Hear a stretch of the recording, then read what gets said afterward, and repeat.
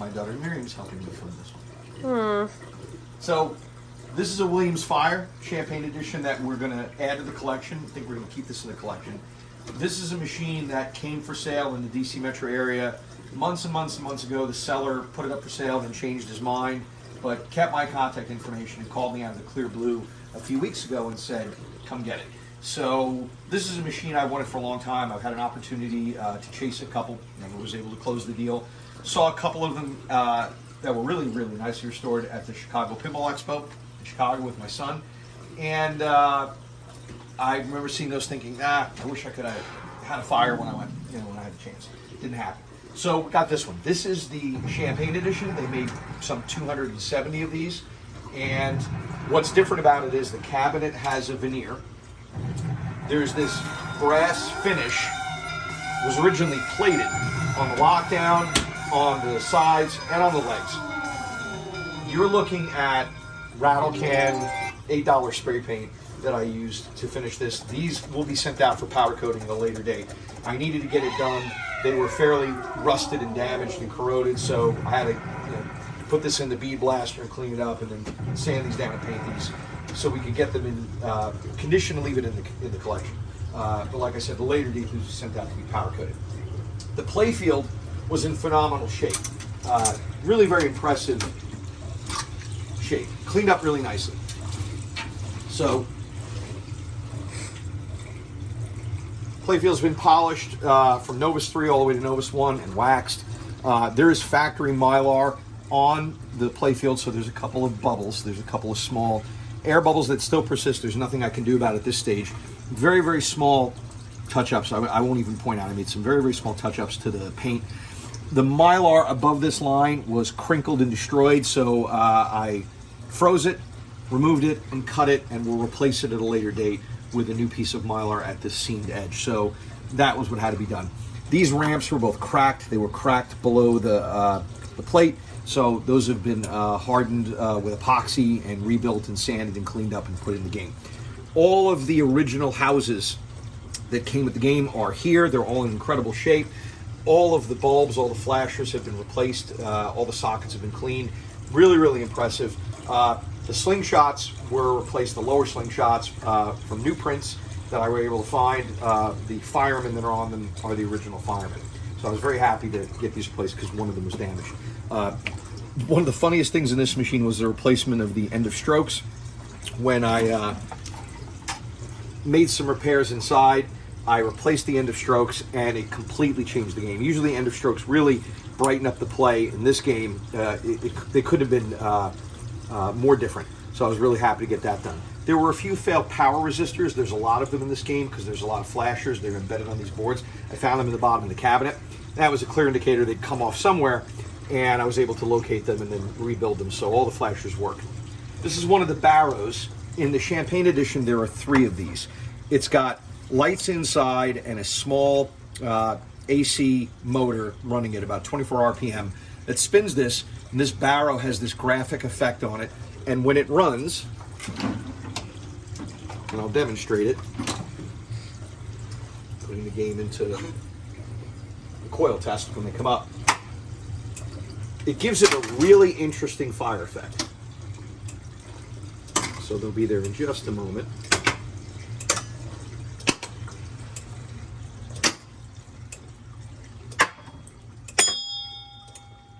We'll talk about the bell in a minute. There we go. So it makes it look like real fire. It's kind of interesting. In the Champagne Edition, there are 2 of those in the head, different from the Standard Edition, so it has that same fire effect. The original bulbs were, I think they were 28 volt emergency flasher bulbs. They got incredibly hot. There's 2 of them per barrow. So I've replaced them with LEDs, and they don't get hot, and they look great. So I no longer worry about these things running because the super hot bulbs will melt the barrow adhesive that holds that on, and that's what had happened in this one. One of them was damaged. So in the case of this machine, I'll go ahead and show you. There's the ones in the head in the Champagne Edition, up here. And this one was destroyed, motor was destroyed, so I've replaced the motors and rebuilt the damaged parts. These motors were originally just needed to be cleaned up and lubricated. The one on the bottom was completely replaced. Inside, a couple of interesting things to note. The original motherboard had, the MPU had 3 alkaline batteries, probably a decade old. They had leaked, and leaked acid all the way down, all the way to the header. Several chips were damaged and destroyed, so I've replaced those, removed those, cleaned off the damage, and put in a remote battery pack over here, so that'll never happen again.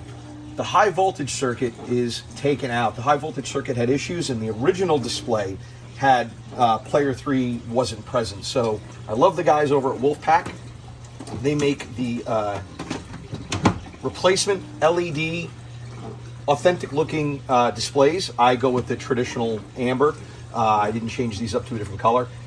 Their kits are really well priced, but you have to be very, very good at soldering. If you stink at soldering, do not buy a Wolfpack kit. You will be very, very sad with your results. If you are intermediate advanced to an advanced solderer, absolutely worth the time and money. It gives you a great outcome, and now we don't have to worry about, I've got the fuse out, the high voltage circuit's just out, no longer generating heat, no longer generating any issues.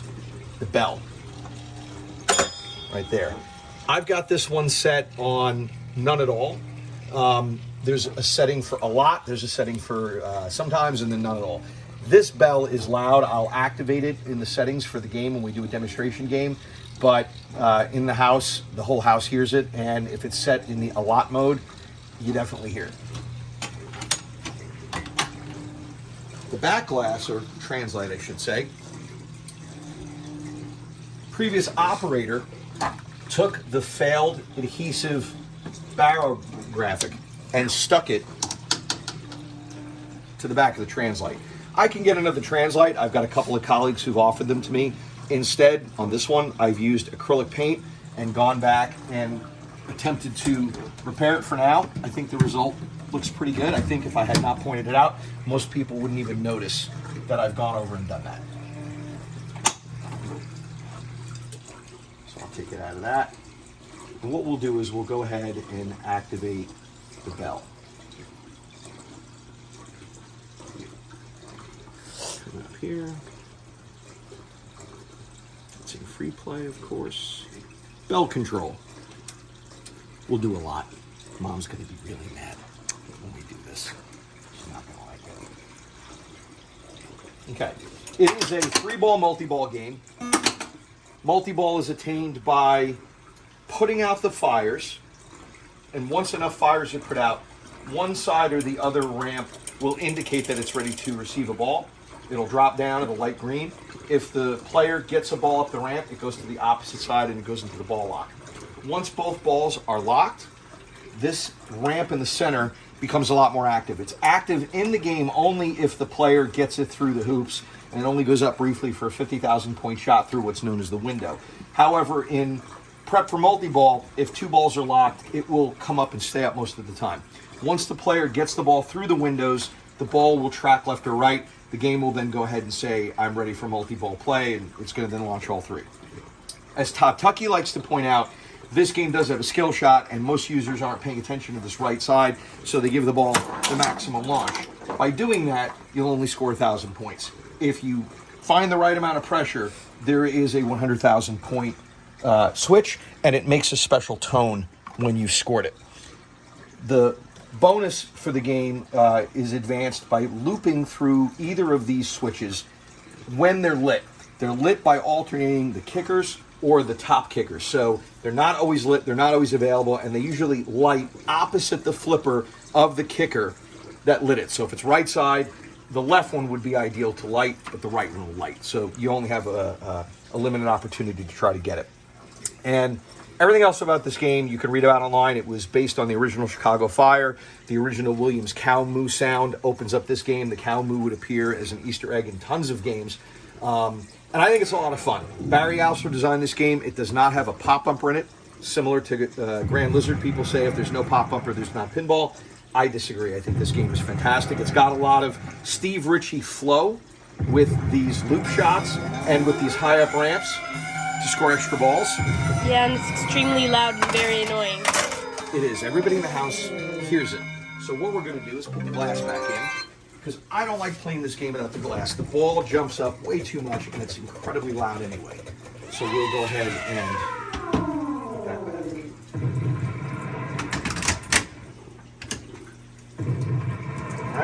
All right, kitty cat, we're going to play. He loves it. Do I have to record the play? Yeah, we'll do a quick game through it. Is that a problem? All right. I did not get the big bonus. There's the bell. Boy, that's loud. I've never played it for more than a couple of minutes in a lot mode, so I don't know how much we're going to hear. There is a fire plug that appears down in the bottom. How long it appears is adjustable. I have it in the standard. There we are. Fire's put out.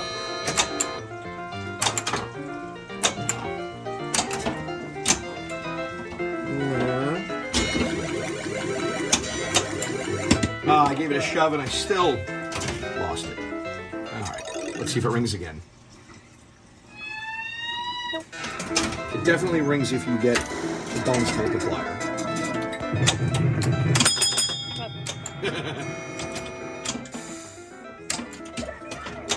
Right. Lots of call-outs. I even had it down here and I screwed up. I had it down on the fire plug and I still lost the ball. Rusty.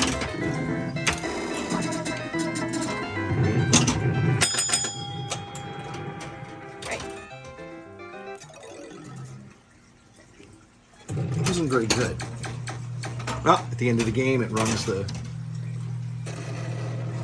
fire effect. That's extremely bright. It is. The flashers, like a lot of Barry Alser games, are everywhere. There's flasher bolts all over the place. So a lot of fun. I think we're gonna keep this. Also, I ended up talking to a furniture refinisher who gave me some great advice on how to bring out the real color and richness of the veneers and get rid of the scratches. And these were all scratched up, dinged, and damaged on the inside from years of service and abuse and misuse. And using the products that he told me to go get from Home Depot, I was able to really go over the cabinet. I did the entire cabinet and the sides. I know in this position you can't really see it very well, but gave me a lesson in straightening out wood. I was just going to use Pledge furniture polish. He said, don't do that. So I was able to do that, and it also knocked out some of the smell in this cabinet. This cabinet came out of a smoker's home. Previous to that, it had been in a bar. So this game had a very heavy smoke smell. It's got a bunch of dryer sheets in it. I haven't put an ionizer to this. I might. Only thing left that I want to do, and I may have to recreate them myself, is the decals for the flames that go over the small triangular shots. The ones in the upper playfield are really beat up, and there's at least 3 of them that I need to replace. Marco lists them as an item, but not for sale. I can't find anybody who's selling them, so I'm probably going to have to do what I've done on other machines, is I'm going to have to create them by either scanning in the existing ones or working from some online examples I have and then trying to create them to spec, printing them on plastic, using a little bit of adhesive and applying them. So that'll probably be next. Final point, I re-rubbered this machine. This was the easiest machine to re-rubber in my entire collection. I think there were maybe 10 rubber items totally around the playfield. So this machine does not have a lot of rubber slings and rubber parts, just a few stops, a few posts, and a couple of slings. So really easy to clean up in that regard and get running. And I'm probably also going to take it out of a track mode because it's very, very, very noisy in the track mode. It's probably going to ring the bell too. So that's Williams Fire Champagne Edition. We love it in the collection, and I think we're going to keep it.